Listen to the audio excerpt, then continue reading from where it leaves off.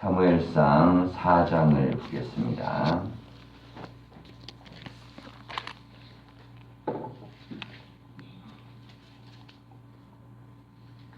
교독하겠습니다. 사무엘의 말이 온 이스라엘에 전파되니라. 이스라엘은 나가서 블레셋 사람들과 싸우려고 에베네셀 곁에 진치고 블레셋 사람들은 아벡에 진쳤더니 블레셋 사람들이 이스라엘에 대하여 전열을 벌이니라. 그 둘이 싸우다가 이스라엘이 블레셋 사람들 앞에서 패하여 그들에게 전쟁에서 죽임을 당한 군사가 4,000명가량이라. 백성이 진영으로 돌아오매 이스라엘 장로들이 이르되 여호와께서 어찌하여 우리에게 오늘 블레셋 사람들 앞에 패하게 하셨는고 여호와의 언약궤를 실로에서 우리에게로 가져다가 우리 중에 있게 하여 그것으로 우리를 우리 원수들의 손에서 구원하게 하자 하니 이에 백성이 실로에 사람을 보내어 그룹 사이에 계신 만군의 여호와의 언약궤를 거기서 가져왔고 엘리의 두 아들 홈니와 비나스는 하나님의 언약궤와 함께 거기 있었더라. 여호와의 언약궤가 진영에 들어올 때 온 이스라엘이 큰 소리로 외치매 땅이 울린지라. 히브리 진영에서 큰 소리로 외침은 어찌 됨이냐 하다가 여호와의 궤가 진영에 들어온 줄을 깨달은지라. 블레셋 사람이 두려워하여 이르되 신이 진영에 이르렀도다 하고 또 이르되 우리에게 화로다. 전날에는 이런 일이 없었도다. 우리에게 화로다. 누가 우리를 이 능한 신들의 손에서 건지리요. 그들은 광야에서 여러 가지 재앙으로 애굽인을 친 신들이니라. 너희 블레셋 사람들아 강하게 되며 대장부가 되라. 너희가 히브리 사람의 종이 되기를 그들이 너희의 종이 되었던 것 같이 되지 말고 대장부같이 되어 싸우라 하고. 블레셋 사람들이 쳤더니 이스라엘이 패하여 각기 장막으로 도망하였고 살육이 심히 커서 이스라엘 보병에 엎드러진 자가 30,000명이었으며 하나님의 궤는 빼앗겼고 엘리의 두 아들 홈니와 비나스는 죽임을 당하였더라. 당일에 어떤 베냐민 사람이 진영에서 달려나와 자기 옷을 찢고 자기 머리에 티끌을 덮어쓰고 실로에 이르니라. 그가 이를 때 엘리가 길옆 자기의 의자에 앉아 기다리며 그의 마음이 하나님의 궤로 말미암아 떨릴 즈음이라. 그 사람이 성읍에 들어오매 알림에 온 성읍이 부르짖는지라. 엘리가 그 부르짖는 소리를 듣고 이르되 이 떠드는 소리는 어찌 됨이냐. 그 사람이 빨리 가서 엘리에게 말하니 그때 엘리의 나이가 98세라 그의 눈이 어두워서 보지 못하더라. 그 사람이 엘리에게 말하되 나는 진중에서 나온 자라. 내가 오늘 진중에서 도망하여 왔나이다. 엘리가 이르되 내 아들아 일이 어떻게 되었느냐. 소식을 전한 자가 대답하여 이르되 이스라엘이 블레셋 사람 앞에서 도망하였고 백성 중에는 큰 살육이 있었고 당신의 두 아들 홈니와 비누아스도 죽임을 당하였고 하나님의 궤는 빼앗겼나이다. 하나님의 궤를 말할 때에 엘리가 자기 의자에서 뒤로 넘어져 문 곁에서 목이 부러져 죽었으니 나이가 많고 비대한 까닭이라. 그가 이스라엘의 사사가 된 지 40년이었더라. 그의 며느리인 비누아스의 아내가 임신하여 해산 때에 가까웠더니 하나님의 궤를 빼앗긴 것과 그의 시아버지와 남편이 죽은 소식을 듣고 갑자기 아파서 몸을 굽으려 해산하고 죽어갈 때에 곁에 서 있던 여인들이 그에게 이르되 두려워하지 말라. 내가 아들을 낳았다 하되 그가 대답하지도 아니하며 관념하지도 아니하고 이르기를 영광이 이스라엘에서 떠났다 하고 아이 이름을 이가봇이라 하였으니 하나님의 궤가 빼앗겼고 그의 시아버지와 남편이 죽었기 때문이며 또 이르기를 하나님의 궤를 빼앗겼으므로 영광이 이스라엘에서 떠났다 하였더라. 아멘. 인사하겠습니다. 말씀 안에 복된 하루가 되십시오. 예, 오늘 본문 말씀은 이스라엘과 블레셋 사이의 전투인데요. 이 전투에서 이스라엘이 아주 비참하게 패한 내용입니다. 전투가 벌어져서 함께 진을 치고 첫 번째 전투를 치렀는데 이 전투에서 무려 4,000명이나 군사가 죽습니다. 이게 총으로 싸우던 시절이 아니고 칼로 싸웠던 시절이기 때문에 4,000명이면 어마어마하게 죽는 거죠. 이게 총으로 싸웠다 뭐 40만 정도 막 죽어가는 그 정도 숫자입니다. 그렇게 많은 어마어마한 숫자가 이렇게 죽는 전투에 참패를 당했습니다. 자, 그랬더니 이스라엘이 이것 때문에 모여서 회의를 했어요. 그 이유가 뭐냐? 도대체 우리가 왜 이 전투에서 졌냐? 자, 이스라엘은요, 전통적으로 군사력으로 주변을 이긴 적이 없습니다. 왜냐하면 이 근방에 있는 이 부족들이 훨씬 더 강한 그런 문화를 갖고 있었고, 그리고 군사력을 가지고 있었습니다. 그러니까 자기들의 군사력으로 이길 수는 없어요. 항상 하나님의 도우심, 그걸로 이제 국가를 경영하고 이기고 이렇게 왔기 때문에 언제나 이 삶의 문제가 생겼을 때 이 원인을 분석합니다. 그러면 야, 우리가 하나님이 함께 하시지 않아서 우리가 졌나 보다. 자, 그래서 그들이 내린 결론이 뭐냐면 이 실로에 있었던 하나님의 법궤, 자, 이것은 이제 이 출애굽 당시에 자신들을 앞에서 인들었던 이 언약궤죠. 이게 이제 말하자면 나무 상자입니다. 그 안에다가 이제 만나, 메추라기, 뭐 이렇게 또 이제 아론의 쌍남 지팡이 뭐 이런 것들을 집어넣어서 하나님의 말씀과 하나님의 능력을 믿는 믿음의 증거가 바로 이 언약궤인데, 이 언약궤를 실로에서 이 전쟁터로 가지고 옵니다. 자, 그러면 자기들이 이길 줄 알았어요. 왜냐하면 하나님의 언약궤는 하나님이 함께 하심이니까. 그런데 이 전투는 무려 3만 명이나 전사하고 많은 엄청난 결과의 참패를 또 맞게 됩니다. 그래서 우리가 이제 10절을 보면요. 블레셋 사람들이 쳤더니 이스라엘이 패하여 각기 장막으로 도망하였고 살육이 심히 커서 이스라엘 보병에 엎드려진 자가 3만 명이었으며 그랬습니다. 전에 전투는 4천 명 죽었는데 이번에는 3만 명 죽었어요. 거의 10배에 해당될 만큼 엄청난 숫자가 죽었죠. 자, 이렇게 죽는 장면을 보면 하나님의 법궤가 우리 가운데 오면 이길 거라고 생각했는데 훨씬 더 강력한 참패가 생긴 것입니다. 자, 이거는 하나님의 은혜가 떠난 것을 이야기하는 것이에요. 하나님의 은혜가 떠나고 나서 그들에게는 아주 비참한 상황이 생겨납니다. 자, 그런데 이 문제를 좀 잘 보세요. 도대체 이렇게 참혹한 4천 명이면 보병이 4천 명이면 거기에 관계된 가족들이 있겠죠. 그러니까 대부분 가장들이나 젊은이들이 나오니까 여기에 해당되는 가족들, 다 식소들이 있고 3만 명이면 또 거기에 얽힌 수많은 가족들이 있습니다. 그럼 아마 3만 4천 명 정도 되면 거기에 얽혀져 있는 가족들만 해도 아무리 적어도 10만 명 가까이 되는 거예요. 자, 그러면 어마어마한 사람들이 이 불행한 일들을 당합니다. 자, 이런 일을 당하는 데 있어서 중요한 문제는 이 홈리와 비느하스 단 두 사람의 문제였어요. 그리고 그의 아버지 엘리 제사장의 문제였습니다. 그러니까 엘리 제사장과 홈리와 비느하스 이 세 사람이 결국 수십만 명의 사람들이 불행하게 만드는, 자, 그러니까 이게 지도력이라는 자리가 얼마나 중요한 자리인지 모릅니다. 지도자, 지도력, 그리고 이끌어가는 자가 영향력을 미치는 삶의 자리가 단지 자기들만의 몫은 아니라는 거예요. 자, 그런데 이것은 충분히 하나님께서 예견하고 하셨던 말씀입니다. 자, 이스라엘이 이 땅 분배를 할 때요, 여호수아가 마지막에 그러죠. 나와 나의 집은 오직 여호와만 섬기겠다. 자, 그렇게 했습니다. 그러면 어떻게 하겠냐? 그러니까 우리도 여호와만 섬기겠다 그랬어요. 자, 그런데 홈리와 비느하스는 우상 숭배를 한 자들이 아닙니다. 그런데 그들은 하나님의 예배를 어떻게 했냐면 경멸했다 그랬어요.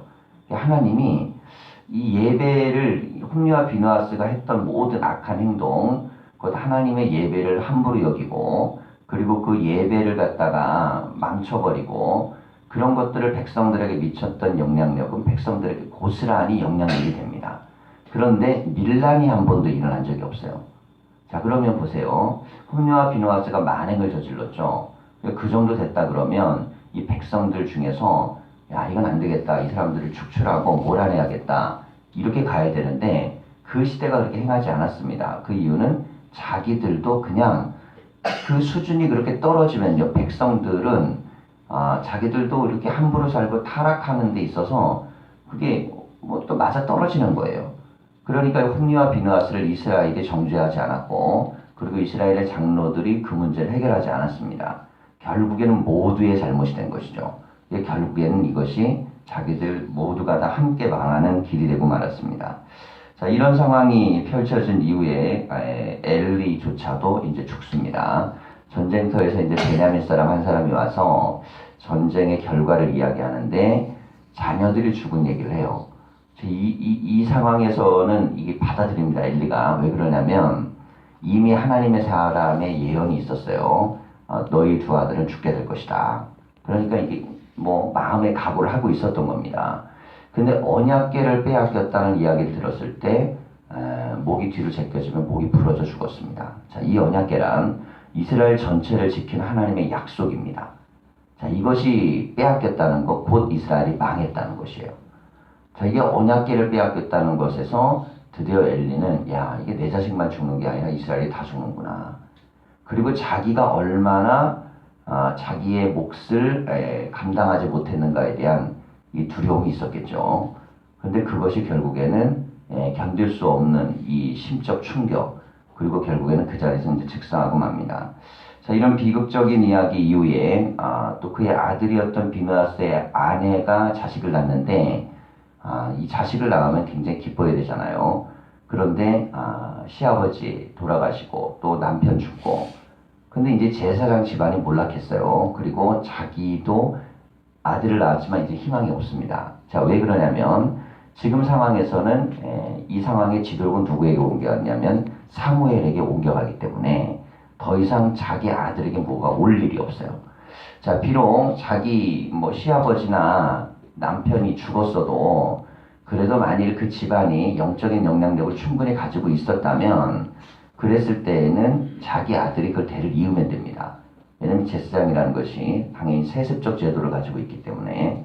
근데 문제는 그런 영향력을 가지고 행할 수가 없게 된 것이에요.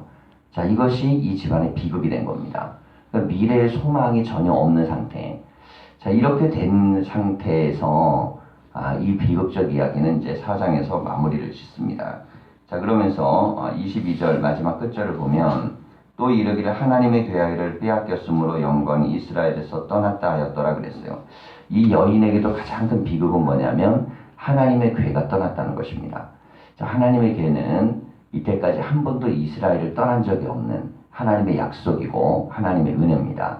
근데 이 약속과 은혜를 빼앗기고 말았다. 자, 이게 모든 것이 무너진 것이죠. 자, 나중에 이 언약궤가 스스로 능력을 발휘해서 이스라엘 진영으로 돌아올 때까지, 그때까지 이스라엘 모든 사람들은 두려움에 떱니다. 자, 그런데 언약궤가요, 제대로 된 자리에까지 돌아오는 데는 다윗을 통해 가지고 언약궤가 이제 회복될 때까지, 그때까지 이 언약궤에 대한 영향력들은 이제 좀 커지지 않아요. 대신 누구에게 집중이 되기 시작하냐면 인물 중심적으로 됩니다. 그래서 사무엘, 그리고 사울, 다윗. 자, 이러면서 이제 흐름들이 바뀌어 나갑니다. 그 이후에 성경의 이야기를 보면 언약궤 중심적 시스템이 아니고 모든 시스템은 하나님이 세우신 지도자 중심으로 바뀝니다. 자, 그러면서 이제 왕이 세워지고, 그리고 왕이 하나님을 잘 섬기면 축복이 되는데 이 왕이 하나님을 제대로 섬기지 못하면 왕과 대응하는 세력이 생기는데 이게 누구냐면 바로 선지자입니다. 이 선지자로서 이제 가장 강력한 첫 번째 위상이 바로 나단이에요. 자, 그러니까 하나님은요, 위기를 통해 갖고 깨닫기도 하시지만 그 위기 속에서도 반드시 사람을 세웁니다. 자, 그때 세워지는 사람이 축복입니다. 자, 우리가요, 만약에 홈리와 비느하스가 이렇게 죽을 줄 알고 이렇게 망할 줄 알고 이런 식으로 인생이 끝날 줄 알았으면 그러면 인생을 그렇게 함부로 살았겠습니까?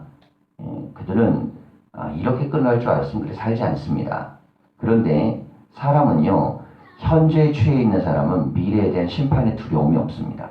근데 하나님의 음성에 들리지 않는 사람일수록 두려움이 없어요. 자, 하나님의 음성에 들릴 때 갖는 첫 번째 이 자세가 뭐냐면 두려움입니다. 내가 하나님의 심판 앞에 서는 것이구나. 자, 그때 갖는 것이 뭘까요? 하나님의 말씀을 잘 들어야지. 그리고 내가 말씀을 순종을 해야지. 그때 비로소 하나님의 내 미래와 내 삶을 연다는 것을 깨닫게 되죠. 자, 그래서 하나님 말씀이 들려지는 게 얼마나 중요한지 모릅니다. 말씀이 들리느냐 안 들리느냐의 문제는 미래를 결정하는 시금석이에요.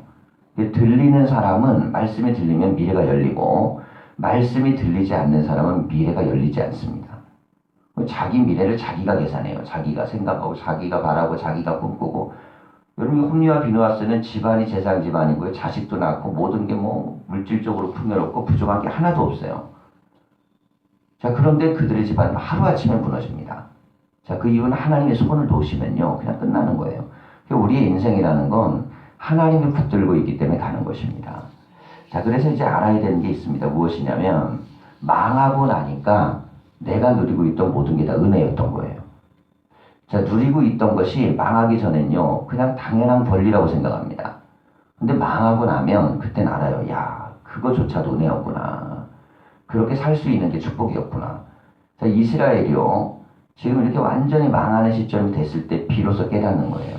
야, 우리가 그때 하나님을 제대로 섬기고, 우리가 그때 예배를 갖다 온전히 하고, 그때 잘못된 예배 신앙을 무너뜨려갖고 바르게 하나님을 섬기고 이랬어야 되는데, 자, 그렇게 하지 못했구나.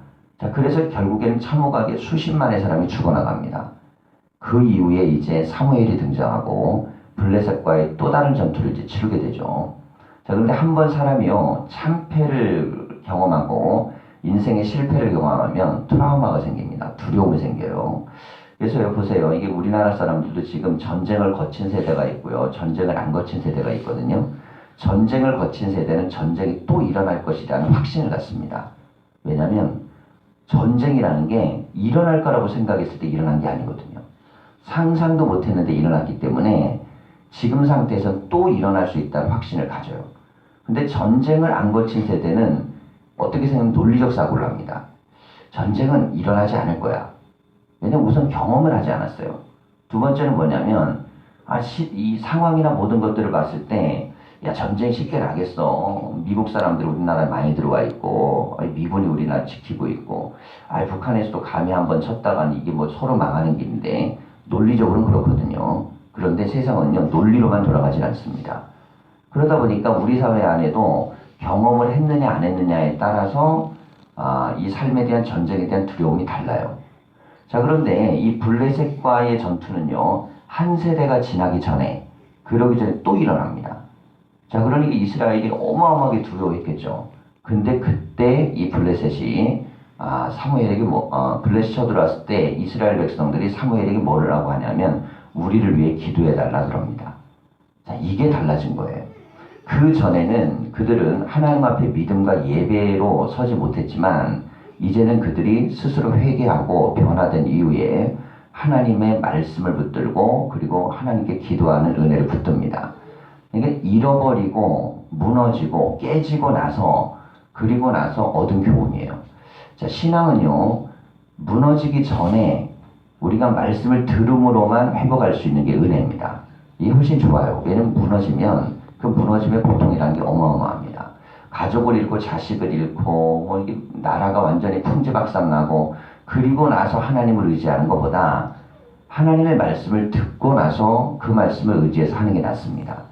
그래서 우리는 인생은요, 나의 현재적 경험보다는 과거의 역사적 경험에서 교훈을 얻는 게 훨씬 지혜로운 거예요. 자, 성경을 읽어야 되는 이유는 하나님의 말씀을 읽으면 축복이 있고 때로는 저주가 있는 걸 알게 됩니다. 그럼 우리가 어느 길로 가면 복이고 어느 길로 가면 망하는구나. 이걸 미리 알면 이건 지도 같은 겁니다. 이미 결정 나 있는 거예요. 그러니까 인생은요, 여러분 인생은 결정 나 있는 겁니다. 그런데 이게 무슨 무당이나 점쟁이가 얘기하듯이 그렇게 결정 나 있는 게 아니에요. 그럼 어떻게 결정 나 있느냐? 하나님이 우리와 함께 하시면 은혜와 복이 있는 것이고 말씀의 은혜가 떠나면 우리에게서 그 은혜가 사라지는 것입니다. 자, 근데 귀신들이 그렇게 얘기하지 않아요. 너에게는 어떤 축복이 있다. 너는 무슨 돈의 축복이 있다. 넌 자녀의 축복이 있다. 너는 무슨 축복이 있다. 여러분 그건요, 인간의 마음과 생각을 홀리기 위한 거짓입니다. 축복은 이미 그 사람에게 뭐가 정해져 있는 것이 아니고 하나님 안에 거할 때 그런 것들이 우리에게 흘러 들어오는 것이에요. 자, 그럼 세상 사람들은 뭐냐? 세상 사람 안 믿어도 그런 것들을 누리고 살지 않느냐? 여러분, 그런데 문제는 뭡니까? 그들에게 영생과 구원이 없어요. 아무리 이 땅에서 행복하게 살아도 여러분 하루살이는요, 하루 살다 끝나는 겁니다. 우리 인생이라는 게 여러분 언젠가는 죽음의 문턱 앞에 서는데 이게 돈이 권력이 세상에 무슨 의미가 있겠어요? 영원한 생명의 자리에 섰을 때 우리가 서느냐가 훨씬 중요한 것입니다.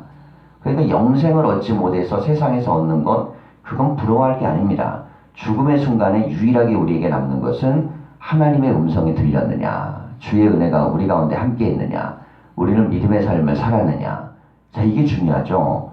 그런데 지금 이제 이스라엘이 변곡점에 있는 거예요. 위로 올라가느냐, 밑으로 무너지느냐.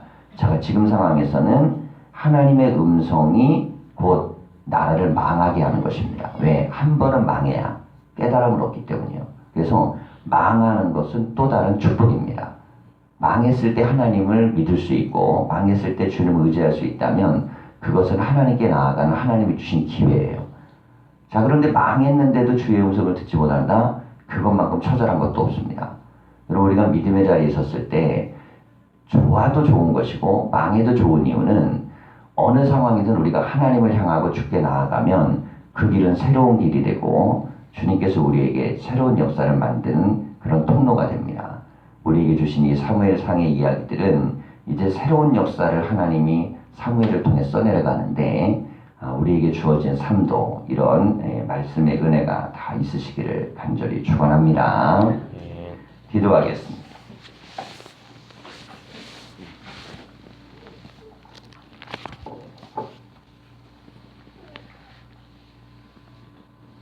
살아계신 하나님, 이 새벽에 우리가 하나님을 사랑하고 주님을 의지하는 믿음을 가지고 주의 제단 앞으로 나아갑니다. 우리가 하나님의 제단을 귀히 여기며 하나님의 말씀을 소중히 여기며 하나님의 음성 듣기를 기뻐하며 주의 뜻대로 순종하기를 기뻐하게 하셔서 우리의 삶의 미래가, 우리의 가족의 미래가, 우리의 자녀의 미래가 하나님 은혜 가운데 복된 삶이 되어질 수 있도록 인도하여 주시옵소서.